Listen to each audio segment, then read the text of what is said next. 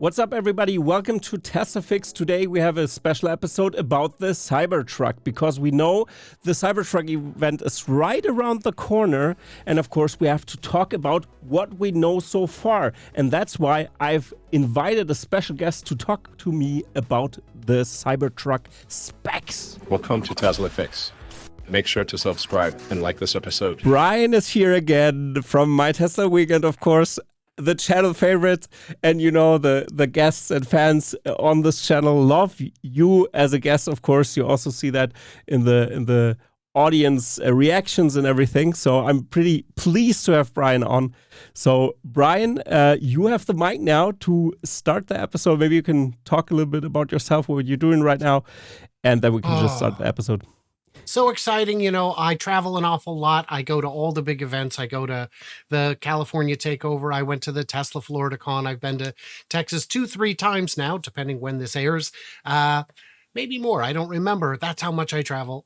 Fully charged in 3 different countries. It's a lot of fun. And who knows, maybe next summer, you and I might even be at an event together. It's impossible to know. It's impossible. Yeah, absolutely. So, Brian, thanks for this great introduction. But the fans of the Cybertruck, of course, and the people who are skeptical about the Cybertruck, and everybody who's looking at the Cybertruck wants to know what the hell is going on with that thing. It's going to be released soon, so this means we can sum up everything that we've heard and the rumors and everything, and then we can see how the specs are. So maybe you can just start what you know so far about the Cybertruck, and we can just keep the ball rolling this way. Well, it's vaporware. It's never going to happen. You can't build triangles. It's impossible. Okay, so we've moved past that part. We're past that part. The stages of grief, I think we're at bargaining now because denial is no longer working. We've been seeing it shipping out all over the country, and we didn't know where it was going. And now we know it's showing up in showrooms. It is in New York, San Francisco, San Diego. It'll be here in Washington State starting Friday. It's going to be in a lot of places for people to see, but not touch or drive. And they look good. The next complaint was, the panel gaps, the build quality, the fit and finish, because they've seen prototypes driving around that didn't look as good. But it's a simpler vehicle to make straight and plumb. So it's beautiful, it's wonderful, it's exciting. And we're finally starting to get some of the specs, but not all of them. We know it'll have a towing capacity of 11,000 pounds, which is very good. That's better than the most common models of Ford F-150. It'll have a cargo capacity in the bed of 2,500 pounds, which is more than most models of Ford F-150, which do 1,500 pounds. Mm-hmm. The specs are quite good. You can see there, and it also has an ultra-hard stainless steel exoskeleton. Yeah, they had a writing mistake there, and I also assume because the specs are a little bit different than what they've presented beforehand, and because here the payload is lower, we have to see if it's depending on which model. But have you a take on that? That's right, and it's because you have to remember there were 3 models shown, and the numbers are at release. It said 7,500 for the single motor, 10,000 for the dual motor, and 14,000 for the tri-motor. So if this 11,000 pounds is for anything other than the tri-motor, it exceeds expectations. If this is the dual motor towing power, it exceeds the original expectations. And I don't remember what the original payload was supposed to be. I don't know if we had an original number, but I remember 3,500 or something like this.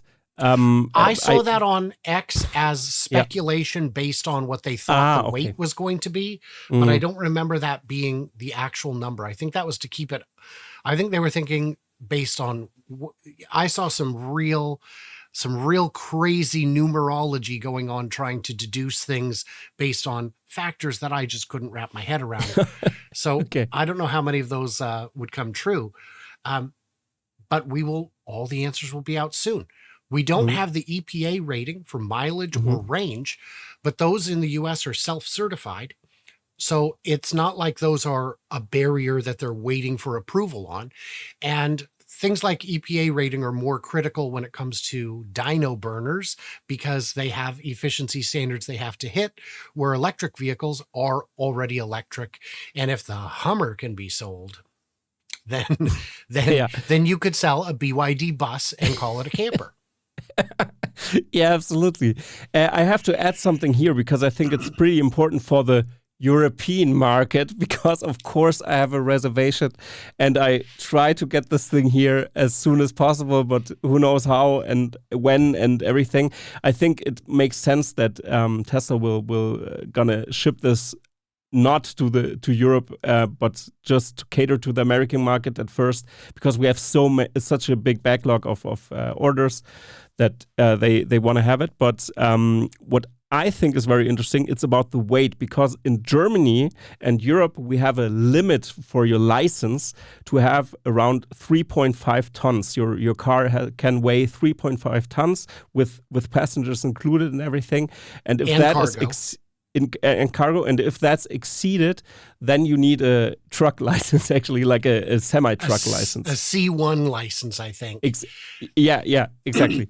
and that shocked me, of course. I was like, oh no, when the specs leaked or with the VIN number calculator and everything. So I'm going to pull something up and to soften maybe the blow there a little bit, because that's what I've tweeted. The Cybertruck has 11,000 pounds tow rating, like you've said before. That's 5.5 tons. 2,500 pounds payload rating. That's also what you've mentioned already. 1.25 tons. And the weight is dual motor is 6,700 pounds and 3,000 tons. That's because, and I have something there, that was something that Elon Musk mentioned in that ballpark. But we have this as well, which was around, wait a second, was it here or here? Yeah, this one. In the ratings, in the weight ratings from the VIN numbers that we've seen, it was talked about gross weight. That's pretty important, because when I read the number, I was shocked at first, and then I researched it. This means the G-Class of the VIN number is between 8,000 and 9,000 pounds. And this is just gross weight. So this means the Cybertruck can be lighter. We don't really know exactly how heavy it is. It was just mentioned by Elon Musk on a podcast. That's my information that I have so far. I don't know if you have something else on that. So my question is, can you just say, oh, the European spec version, yes, it's identical, but the payload capacity is 700 pounds? Mm-hmm. Yeah. Why not? Yeah. Put a sticker on it that says, promise me you won't put more than 700 pounds in it. It's only gross vehicle rated to a lesser amount. There's no rule that says, a half-ton pickup in the U.S. can hold a lot more than 1,000 pounds. Yeah, that's true. And yeah, so I wonder if you could get by with that. I don't see why you couldn't. Another question I had seen for European markets, I saw some gentleman on social media saying it can't go to Europe because of the lights. And the only one I can think of is the amber turn signals, which is a very easy thing to change. Is there any other reason this wouldn't be allowed in Europe? With the lights, I'm not sure, but it should work. I don't know why it wouldn't, but I can be mistaken there. I'm not sure, because many car manufacturers, of course, have also, when they have thinner lights on top, they're gonna have smaller, like bigger lights below that. That's what I've seen, like the far sighting lights, the stronger lights. I'm not sure what's called in English. Oh, the high beams. Europe allows significantly brighter high beams than the US does. Mm-hmm. Yeah, we have to check that, but let's see how it is. I'm not sure how, but yeah, there is a reasoning there, but also matrix lights also work. So I don't know if I think it can be possible. And the turn lights is ridiculous, this claim. I mean, it's amber. You can make them to yellow easily. So no worries there. They Yeah. already do that with the European specs of every other Tesla model. Exactly. Yeah. Unless there was Exactly. some way in which the frame was constructed that wouldn't allow for extra lights to go Mhm. in a place that they're not already. But I don't What I know of could any. Yeah. Yeah, and what I could also see is when they, I don't know, put the lights into the bumper or something like this. It sounds ridiculous, but I'm not sure. But they could do something like that. I'm not sure how they're gonna do that, but we will see. I hope they're gonna come up with a solution and get this thing to market. It here. doesn't seem like a big obstacle to me. Mhm. Yeah, Yeah. for me also. Yeah, absolutely. And yeah, Now, on the delivery day, they've said, well, we're going to deliver 10. And I've seen people say, 10, are you joking? No, we're not joking. This is a ceremony, not a logistics event. We're not trying to we're not trying to break some records here. We're trying to just make official the date. And I can't imagine, when at the plaid event, they delivered a handful of plaids. Turns out they sold more than that in the coming weeks and months. Same with the Model S. That event, people did get their keys and take delivery, but only a handful because it's a ceremony. absolutely. Yeah, they did it. Most of their events, like you've said, they did it like this, and it makes sense not to deliver 20,000 Cybertrucks on that event. It doesn't make sense.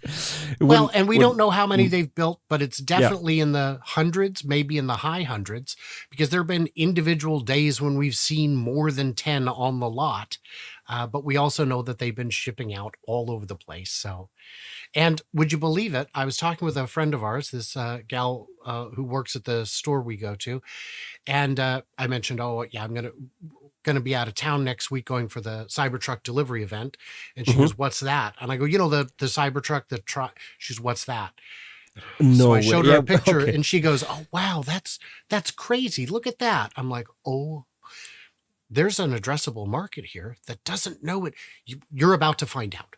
You're about to find out. And like I've said before, because since I'm from marketing and that's my expertise in my field, I can say if that thing really hits the road and people are allowed to finally own that thing, I'm going to tell you this will have a huge impact on pop culture. I mean, for example, Joe Rogan talks casually with The Rock about the Cybertruck, and he didn't even know what it is. But guess what? He gonna order one. I can guarantee you that. And it's gonna spiral.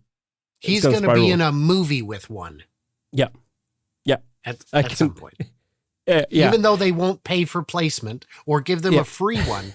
They want to use it. Yeah. There is no world in which a Fast and Furious movie exists that doesn't include a Cybertruck at some point.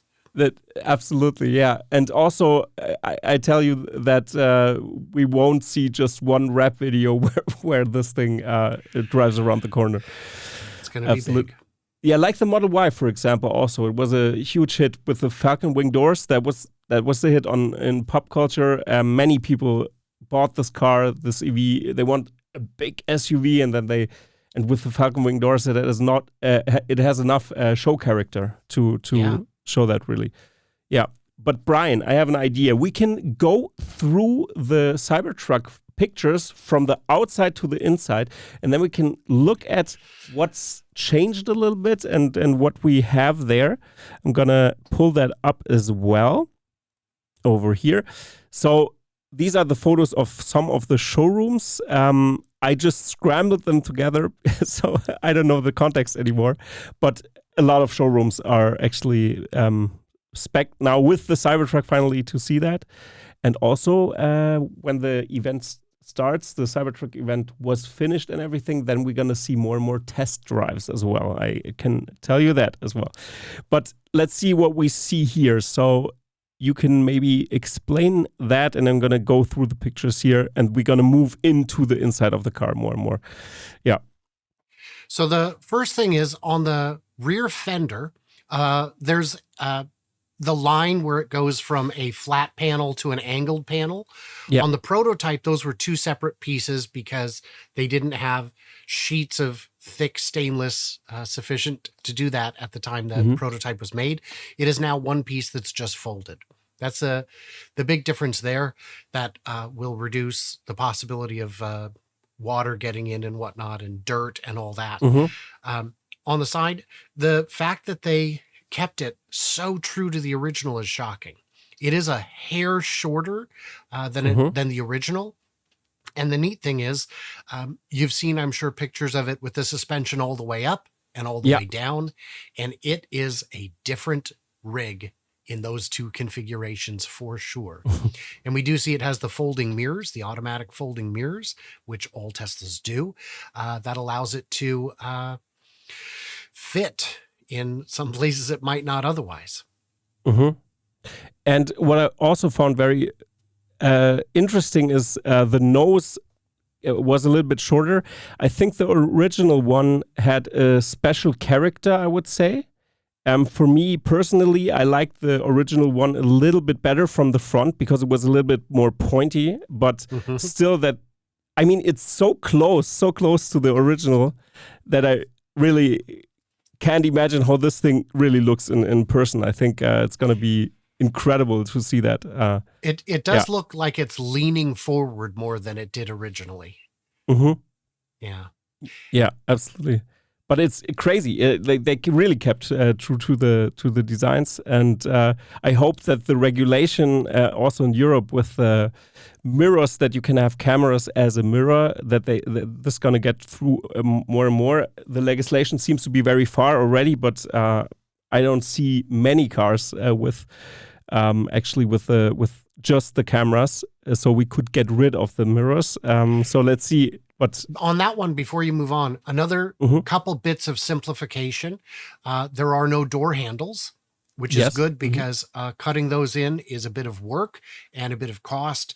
And again, if you're talking $50 a car saved, times 1 million cars, times 10 years, that's $500 million you're saving by not having to cut door handles, let alone the complexity of door handles. And they also didn't put any cuts in for the charger or the cameras, which are in the fender wells. Yeah, you here can see you can right see there it. in the corner. The small door here. It originally it was a door, but it's true. It's just like from the steel. It's just the steel. They don't really put anything inside that. Makes absolutely sense. Yeah. Here we see a Cybertruck from above, from a shot where a lot of dirty Cybertrucks were. For example, you can really see also the bed there. That the line of the cars looks like it's expanding to the rear a little bit more, like a wing or something like this. You could really see that. Yeah. It looks like it, but as it goes down lower, the side panel is not flared. It's just the angle of the triangle pulls in at the top. Like so, on the top, it pulls in a little bit. Yeah, exactly. Yeah, it's crazy. Also, the bed changed a little bit. The bed is a little bit more... Little bit angled, it looks like, doesn't it? Yeah, exactly. In the inside of the bed, you can't see it here in the picture, sadly. But when the gate or the tailgate, or the tailgate, the gate is open, then you can see that. I don't have a picture of that, sadly, but we have something new, and that's the camera placement in the front here. Yeah, that's the eye of Grok, I think. Hopefully, that's going to be. That's what I've decided it's going to be. It's because, I'm sure you've at some point either driven or been in something that has a nose you can't see over. This is, something I'd like to have when parking, since my Tesla does not have ultrasonic sensors, and parking is, any of the auto park features are a bit broken. And I've had people get very upset with me for saying that. And they say, well, if human eyes are good enough, then why isn't cameras good enough? And I said, human eyes aren't good enough. That's the whole point. Absolutely. That's why we got these sensors in the first place. Have you seen how people park? They do it like they're playing bumper cars. So, yeah, give us something to know better where we are in space. That's why I never liked first-person shooter games. I always liked third-person games so I could see where my feet are.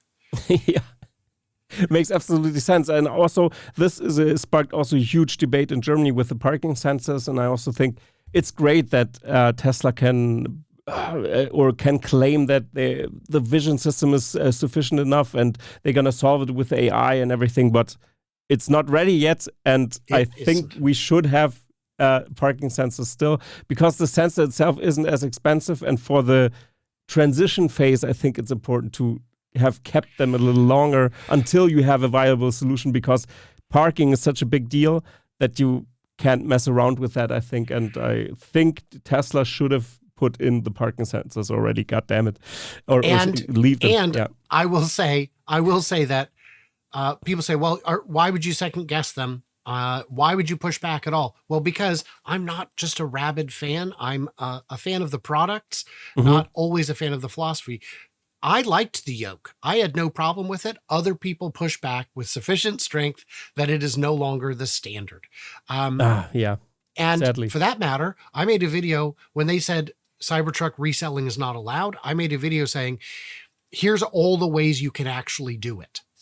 And I got nasty comment. How dare you undermine Tesla? I said, I'm not undermining Tesla. Anyone who's got 100 reservations has an accountant or lawyer who's already told them these things. Yeah. They already know it. I'm just telling you. And sure enough, the next day they said, okay, resale's fine. Because there are just too many instances where it would hurt small time people. If you had bought a reservation for your son, can't give it to him. Sorry. You got to pay us $50,000 fine and never buy a car again. That's ridiculous. If you wanted to give the reservation to your brother, for crying out loud, let your brother have it. Or what if the car's totaled? What if it's in an accident? Does the insurance company have to pay $50,000? It doesn't. There's too many examples where it doesn't make sense. It would only hurt people with good intentions and do little to slow down people with bad intentions. Absolutely. And I also think that sometimes the pushback of the community, it's interesting if it's kind of a little bit negatively angled. Sometimes you get a strong pushback. And I think also that we have to be objective in that sense and really look into what's happening. And I also think that it makes sense to really talk about what we experience, also have own opinions on everything. So I think let people be and don't push back too much. And it's good that we can talk about these things openly. I mean, the parking sensor is an issue, totally. And the solution is not good, is not good. No. At first I was like, yeah, they're going to solve it. I was very hyped and pumped that they are so radical. And then I realized, okay, on that front, I think they should have be a little bit more conservative in that sense. Yeah. So I've got 11.4.4. And even though it is FSD and I got my 3-month trial, I don't have auto park. I don't have summon. And those are 50% of the listed features that the product comes with. And there is not even a hint when I might get additional functionality out of something that I would have been paying for had I paid for it. And I just don't see a reason to pay for it because there's too many things not working yet. Stay civil in the comments now. I know you're triggered. The reality is in some markets, in all of California, I've personally experienced great experience with FSD, but in my small town, there's probably just not enough training data for it to be good yet. And that's, the other thing I will say is in terms of phantom braking, I have never had it happen yet. Not once. So great. They've got that solved. Different problems have presented. So it's a work in progress. And if people want to get mad because I'm not a big enough Tesla fan, I mean, that's loco. That's straight crazy. Yeah. Absolutely. I mean, you're the most reliable source out there for Tesla. That's why people love to watch your channel, actually. And I really also like that you're not just a yay-sayer all the time, but be a little bit more focused on the facts, and that's pretty great. So I think what's very important here, again, getting back to the Cybertruck, is the camera placement, because I thought that was pretty interesting. We've seen the picture of the camera before. I've showed it recently here. It's right on the left side of the license plate holder. And there we can also kind of see on it's on off-centered. It's off-centered, yes. And what my European eyes spot there is our license plates are super long, and they're gonna maybe obstruct the camera or have to be placed a little bit higher. In that it kind of reaches over the lip in front. I'm sweating when I see something like this. Yeah. The bumper, your plates are also quite skinny. So I don't have the dimensions here. So I'm not really sure how long it is. It could be a little bit above that, but it also could be small enough. If that's a half size of American numbers plate that we can see here, the groove that's here, I would say that it could fit above the camera, but still speculations. And that's what I think that, I don't know if Europe was in mind when designing this thing. So, I am probably going to Bellevue Square Mall on Monday to see theirs. I will see if it's possible to get you a measurement. Oh, that would be awesome. I would have to ask permission because I don't know if they'll go for that, but it's worth a try. Or with an iPhone, the distance measuring, you can just it's not accurate enough, but still, it could be. It'll get you close. Yeah. Maybe you could do that with the lidar, function of the camera.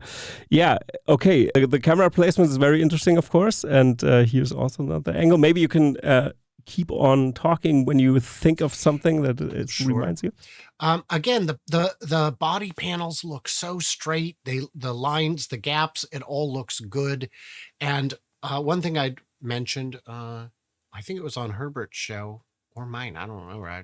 Today's a blur. I've done a bunch of these. Is that some people had said, of course these are going to look good. They went out to a showroom. They're showroom perfect. Of course they are. And I said that when the Model S went out to showrooms after the refresh, those were also halo cars that brought people in, and they were not as polished as this because stamped steel is a little harder to get lined up than folded steel. Yeah, absolutely. Yeah, you can really see that the production methods do something special to the car. Actually, it's interesting how this works. How the overall look is, and it's interesting to see. Really, they look so much more detailed than like I said before, like the prototypes that we've seen in the wild.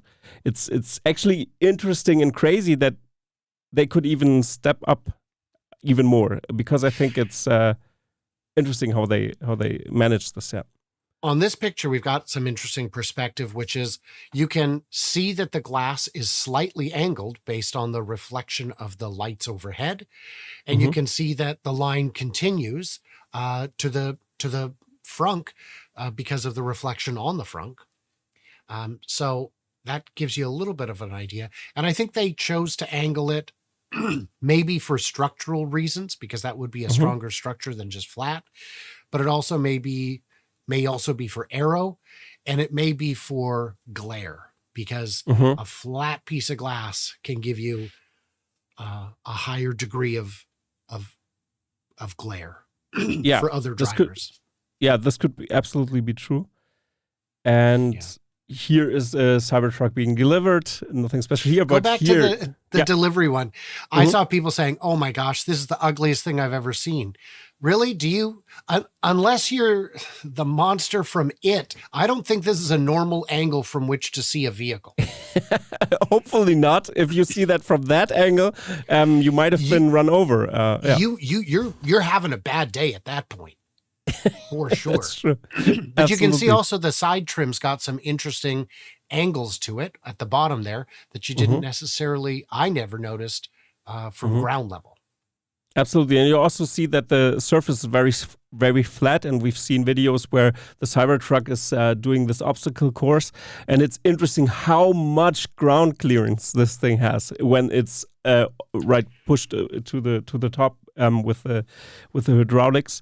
It's interesting that they have a lot of ground clearance. I don't know the number, but it's pretty high actually. It's outrageous. Yeah, it's super high. And also the wheels change, because we've seen the prototypes again with different wheels, and the wheel covers are here also matched with the tire. So the tire is the tire a special thing made for the Cybertruck?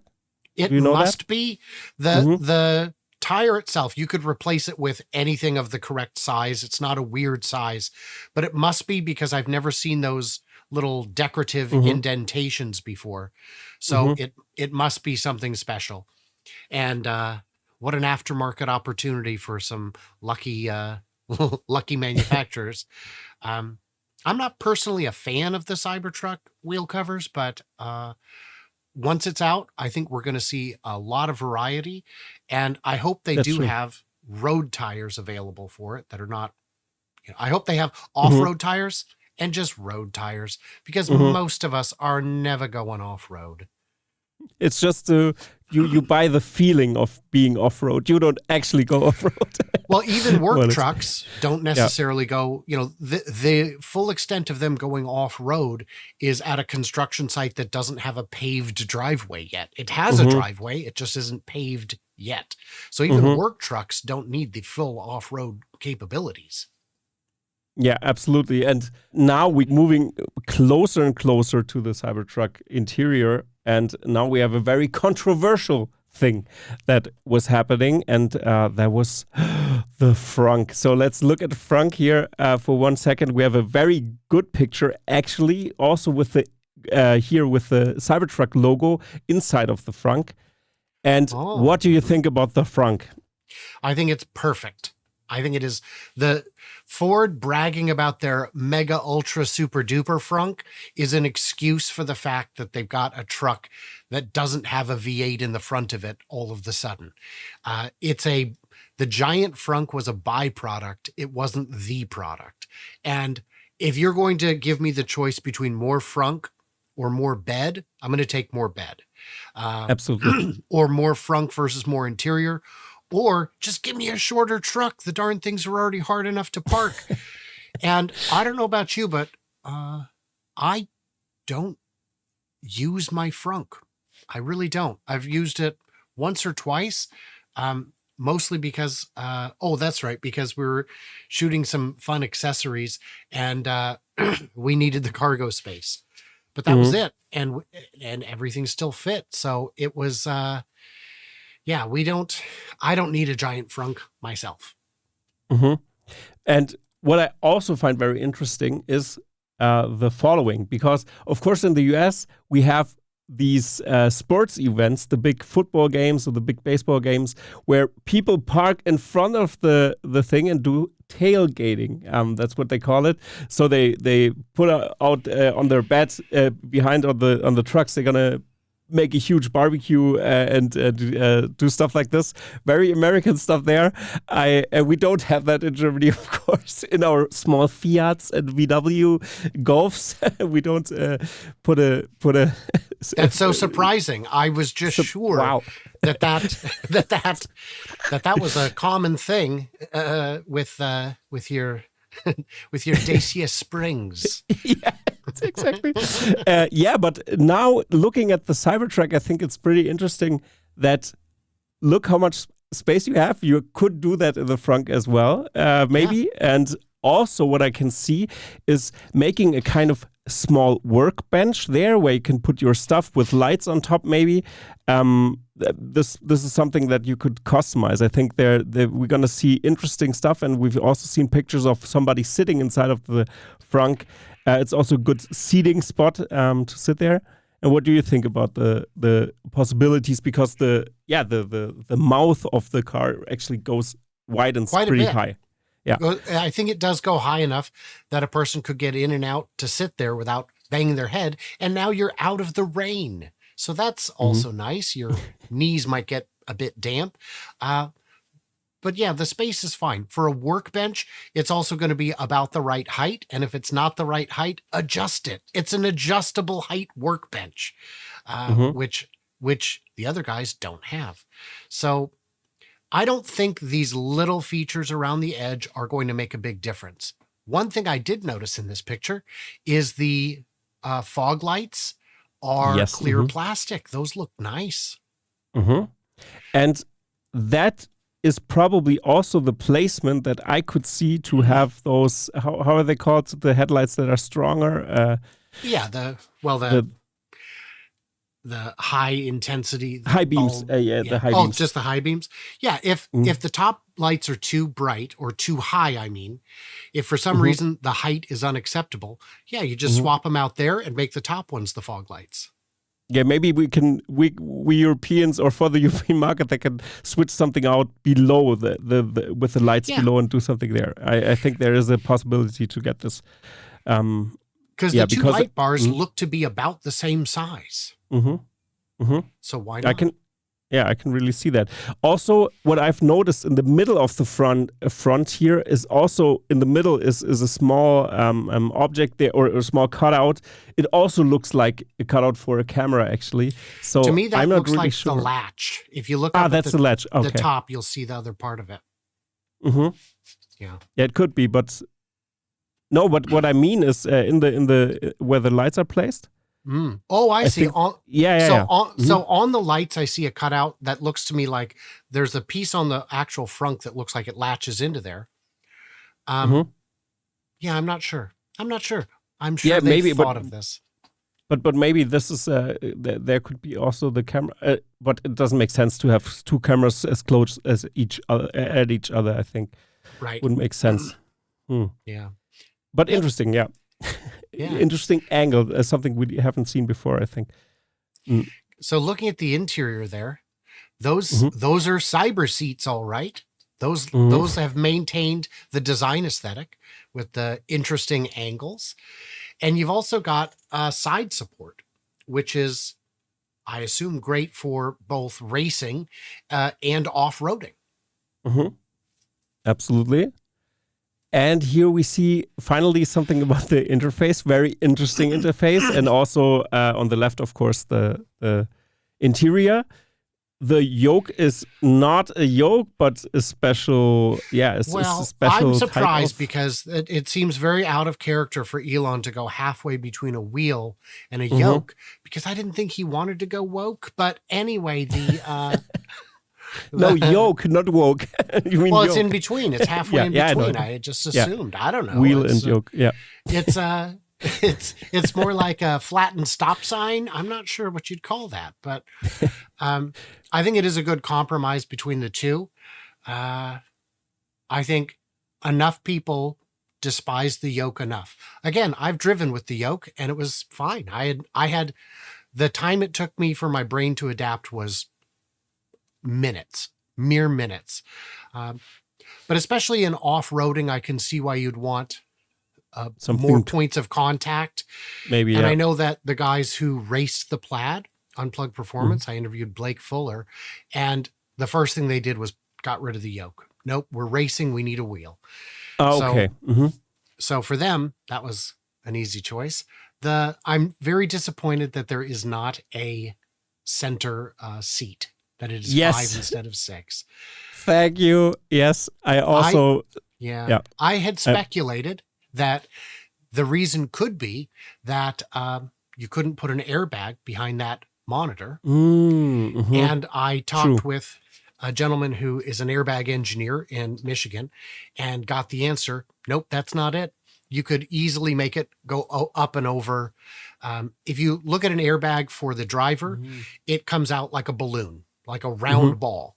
If you look at the airbag for a passenger, it comes out like a kidney bean, where it goes up first and then back, because where the passenger is different because they're not holding on to something. And he said it would be very easy to just go up and over the screen. And if it pushes the screen down a little, it's not going to be critical. You could easily design around that. He doesn't believe that's the reason for it. Okay, interesting. And also I found out, did you know your side curtain airbag, when it deploys, remains inflated? Did you know that? No, I didn't had know. the misfortune of seeing an accident last summer at the California takeover, and the side curtain does not deflate, where the front ones instantly deflate. And the reason is rollover. They don't want it makes passengers sense. coming out of the car. So Absolutely. Yeah. that's why I always go to these events. These are where I meet these people, and these are how I get these insights. Yeah. Thanks, Brian, for that. I mean, that's perfect to hear that, because now we know that the airbag placement was not the reason for the getting rid of the third row seat. I think it's just driver comfort, but I don't know. I don't know. I wish they had it. I really like the idea. It's because it's cool to, if you go with your family or more people in the front row, you can place 6 people in the car, which is crazy. Also for workers, it's cool when you go on site and then you have 6 people seated, not just 5. I mean, piling out of the clown car. Yeah, kind of clown. I'm not sure about a clown car, but I get your point. Yeah, it's way bigger than a clown car. I wonder if this is a normal screen we're looking at. It doesn't look like it's the screen that's just up all the time, but if it's quickly accessible, this would be great for off-road purposes, where you might want to fold your mirrors in and out, where you might want to adjust your suspension while you're going, not while you're moving, but more than once in a matter of minutes. And yeah, of course, you've got your power tonneau cover, and it's all great. Yeah, I also like the design is looks very 80s inspired, more or less, like an 80s interface, the cyber interface, and it makes sense for the design aesthetic. In a different kind of car, I would say this would look a little bit old, or the old way of designing an interface, because I'm from the design space, so I'm gonna comment on this, of course. Sure. So I think it's a good compromise, and also think it fits very much to the overall design aesthetic, and that's the most important thing. I really despise and don't like the Mercedes interior design of their interface, because I don't like those gradients they always have everywhere. And because this kind of design aesthetic was popular 2010, and we moved past that. Also, the icons of the iPhone, for example, was 3D before that, to indicate, oh, this is a button you can press. But we are so used to use flat interfaces that we have minimalist interfaces now. And I would also count the Cybertruck interface as a minimalist design, because we don't have those horrible gradients. Yeah. And it fits with the aesthetic because everything about it's minimal. Did you notice something interesting on the interior? It has what Elon might describe as the best rear view mirror. No rear view mirror. Yeah. There's no, and if you think about it, you're not going to see jack out that. I think you'd still have it. I don't see much out the tiny little portal that is the rear glass of the Model Y, but I still use it. I do still use it. So I wonder if it's going to have a rear view mirror, because I do not see one. Yeah, and also I think it's for European regulation. I know we have some years to catch on and do something about our strange and horrible regulations, and get this into the modern age where we have cameras that are reliable. But I think it's also mandatory here to have rear view mirrors or a screen in that placement. So in that placement, the top placement is something that is regulated, I think. I know in the US it's that you have to have either a rear view mirror or a passenger side mirror, because those used to be optional. Because if you think about it from the perspective of a delivery van or a moving truck, there's no rear view mirror. Of course, yeah, we also have that we have those Sprinter vans that are closed down and everything. So, of course, this makes sense. So, let's. That was it. That's the interior. We have those who were the interior pictures. So, Brian, what do you think overall? We have seen everything. We have the specs. It's okay. Who knows? I mean, the beauty is the naysayers are getting desperate, truly desperate, because there's nothing left to complain about except that maybe the ramp will go too slow. I will tell you, just between you and me, it's a secret. Hey, please, everybody, tune out now. Guys, just tell us something in secret. Okay, go on. I had a chance to talk with my good buddy Bob from Bob's Bibs and Bobs, who makes bibs and bobs that go into Tesla cars. It's a name I use as a stand-in for one of my many parts suppliers. And what Bob told me is he makes a part that goes into the Cybertruck, and that they have been told to anticipate manufacturing 89,000 of them for 2024. 89,000 bibs and or bobs, meaning that's how many Cybertrucks Tesla has told them to be prepared to make. The number could be higher, it could be lower, but 89,000, almost 2,000 a week for the first year is quite good, especially when you consider it's a ramp, meaning by the end of the year, we'll be up to 2,000, 3,000, 4,000 a week. And so getting all the pieces lined up.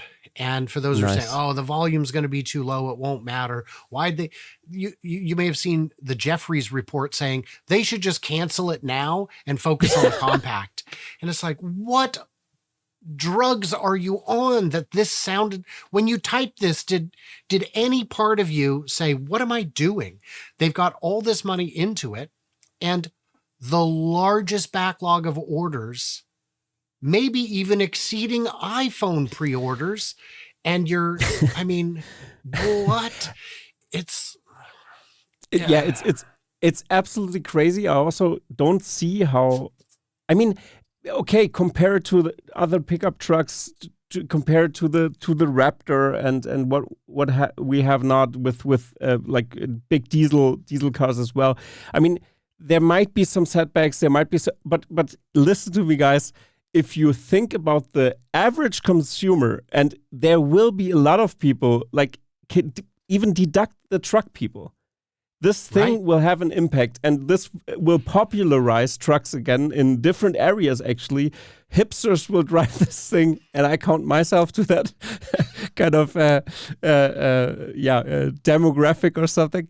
And okay, guys, if the US don't want these trucks, please send them over to Europe. I can guarantee you that they're going to be pretty interesting here as well. I don't think they're going to have the same impact as a Model Y, for example, or anything, of course, because the numbers are so huge also in Europe, with Model Y sales very popular here. But yeah. But there's not a lot of overlap between... Yes. Between Model Y buyers. It's not like someone says, I'm going to get a Model Y or an F-150. That's not a thing. But you could say I would get any truck or van or a Cybertruck. Now you're in those two big markets, at least in the US and Canada and Mexico. But Australia has a lot of utility for pickups. Yeah, absolutely. And it's not as big of a market. But you could also say, well, they shouldn't focus on the compact because compacts don't sell well in the US. Guys, got to look at all the different market segments, and there's really not that many. And this is one of the few that they're not in. And the other criticism I saw was, well, they're going to lose money on everyone they sell for the first year. No. They're going to lose money overall as they amortize the cost of the line and the development. Every car will be sold at a positive margin. That's how it works. At a gross positive margin per vehicle.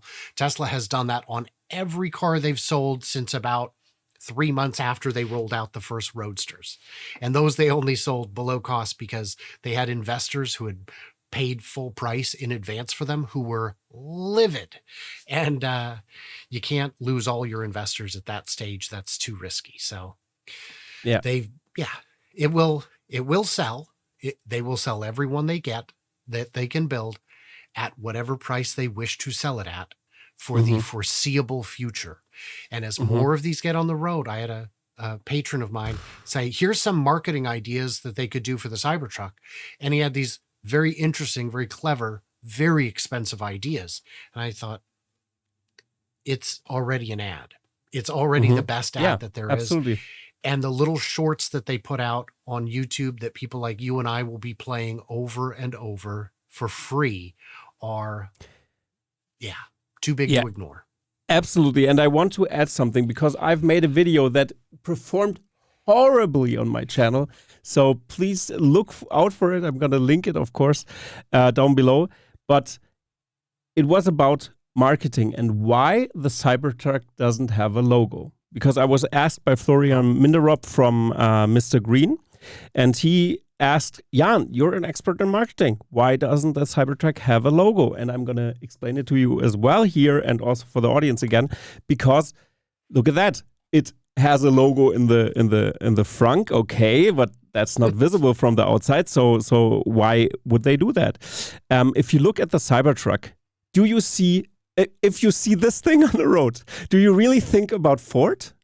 Do you think about GM when you see this thing? Or do you think about just Tesla because you've heard already about it? Or you think about what is this thing? And it sparks curiosity. And then you ask somebody, what is this thing? Oh, this is a Tesla. This is a Tesla Cybertruck, actually. And they don't need a logo because this thing is a differentiating factor for itself.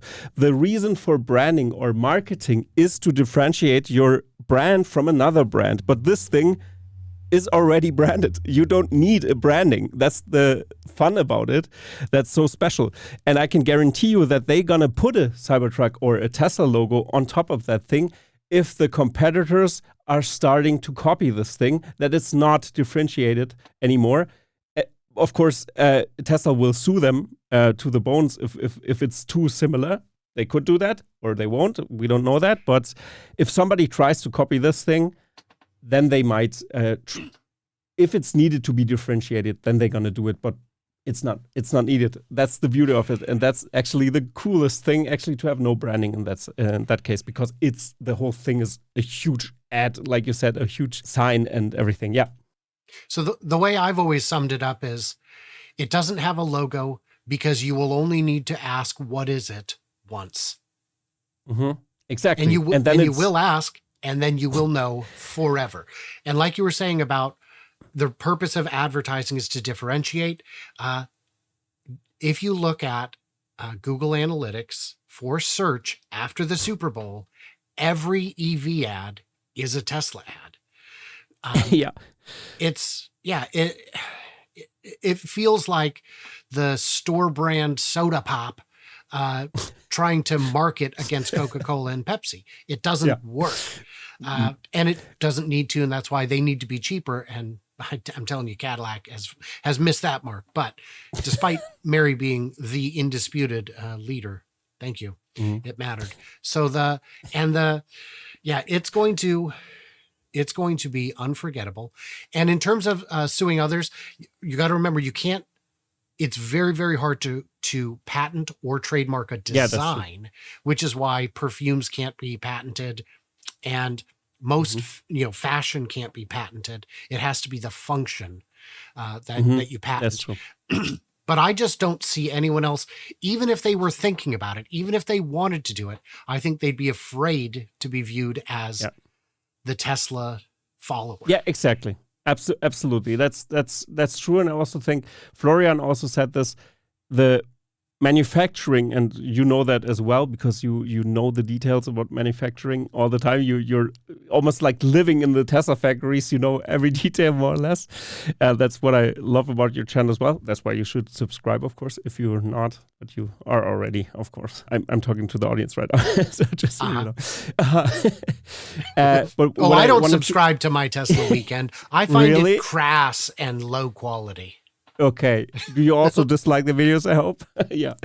No, I think the videos are brilliant. I just think the host is kind of a jackwad. Yeah, I also think so.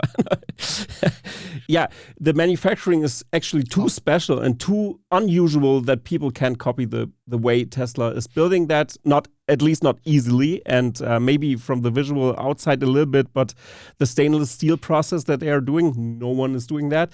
And I hope, fingers crossed, and mark my words, the van's going to be a cyber van, and also I assume that the smaller cars also going with those kind of production methods like the Cybertruck. I hope so. I think stainless steel is a good option. I like the cyber design, and I think the whole cyber line that we're going to see, it's just coming down to the fact you want to live in the future or not. And that's also what I wanted to tell the great article that we you've mentioned before that they're gonna say they should just focus on, like Jeffries, you said. I think it was Jeffries. They put out a statement that they should focus on the smaller $25,000 car, and I don't think so.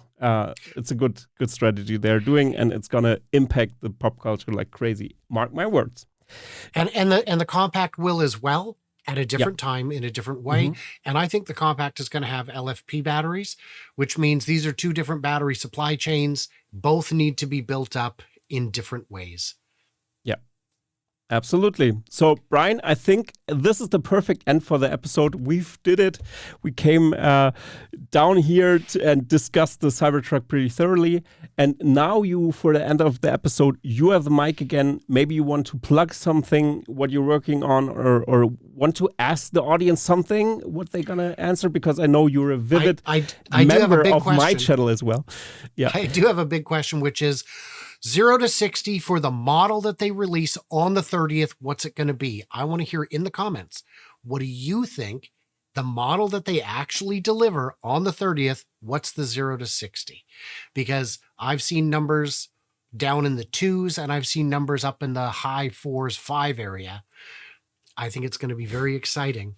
And that's what I want. If you've watched this far in the video, you know who I am. And if you don't, there's how you find me. And so I just love coming on. I enjoy a spirited chat, which I always get on TeslaFix when I get my TeslaFix. Yeah, absolutely. So thank you very much, Brian, for being on. And please follow Brian, of course, on X, on Twitter. That's the same thing. And on YouTube, of course. And there's only one last thing to say now for the end of the episode. And that's goodbye, everybody. Wasn't this episode awesome? Let's accelerate the pace of innovation by subscribing to TeslaFix. This is my absolute favorite channel on the whole interwebs.